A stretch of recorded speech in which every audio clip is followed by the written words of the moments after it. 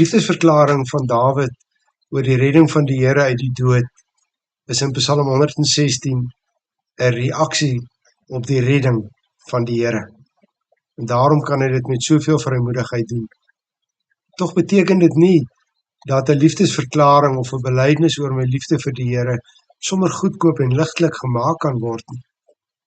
Sy liefde verg wederliefde, kom ons noem dit terugliefde. As hy my so lief gehad het, dat hy sy enigste seun gestuur het, sodat ek in hom kan glo en die ewige lewe kan hê, dan moet ek antwoord met liefde. Dan mag my liefdesverklaring nie leë woorde wees nie. Dawid vra daarom in Psalm 116 vers 12, hoe sal ek die Here vergoed vir al sy weldade aan my? En dan volg daar 'n verbintenis oor wat hy gaan doen om sy terugliefde te bewys. Vers 13 tot 19. Met 'n drankoffer sal ek van sy redding getuig en die naam van die Here aanroep. My geloftes aan die Here sal ek betaal in die teenwoordigheid van sy hele volk. Vir die Here is die dood van sy troue dienaars geen geringe saak nie. Ek is die dienaar, Here. Van my geboorte af is ek die dienaar. U het my vrygemaak. Ek wil U loof met 'n dankoffer. Ek wil die naam van die Here aanroep. My geloftes aan die Here sal ek betaal in die teenwoordigheid van die hele volk, in die voorhowe van die huis van die Here binne in jou Jerusalem. Prys die Here. Kom ons haal so 'n paar gedagtes as toepassings op ons terugliefde tot die Here. Dankbaarheid straal uit die Psalm. Ek wil U loof met 'n dankoffer. Wie vir die Here dankie sê, erken die ontvangs van die Here se liefde. En hierdie dankie is op sigself 'n daad van terugliefde. Dawid onderneem om sy geloftes aan die Here te betaal, vers 14 en 18.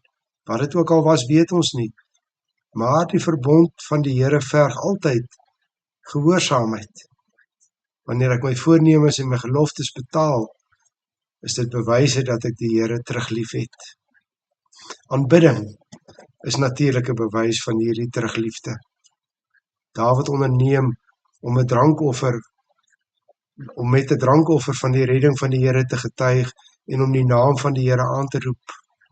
As gelowige wys ek my liefde vir die Here deur so gereeld as moontlik die Here tuis en in eredienste te aanbid.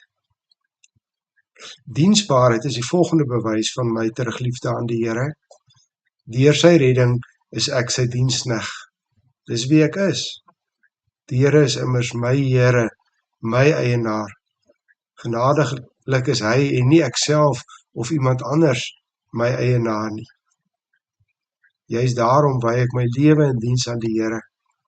Gebruik ek sy gawes in sy kerk en koninkryk. Getuienis is verder 'n noodsaaklike reaksie op die liefde van die Here. Dawid wil getuig. Daarom skryf hy hierdie Psalm. Hy wil teenoor die hele volk in die voorhowe van die huis van die Here in Jerusalem getuig.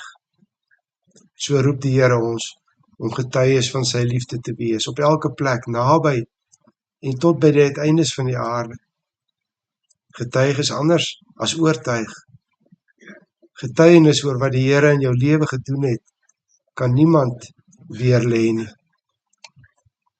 Ten slotte is terugliefde, reaksieliefde, gerig op die lof van die Here. Sy redding se hoogste doel in my lewe word bereik wanneer ek die Here loof. Ek het die Here lief. Ek het die Here lief omdat hy my lief het. Ek het die Here lief met 'n begeerte en 'n voorneme om dit te bewys. Deur die Gees van die Here wat in my woon en werk, kan ek dit met vrymoedigheid sê. Ek kan my liefde met vrymoedigheid verklaar en onderneem en voorneem om die Here te antwoord met 'n toegewyde lewe. En dan bly dit steeds 'n reaksie op sy liefde vir my. Goeiedag.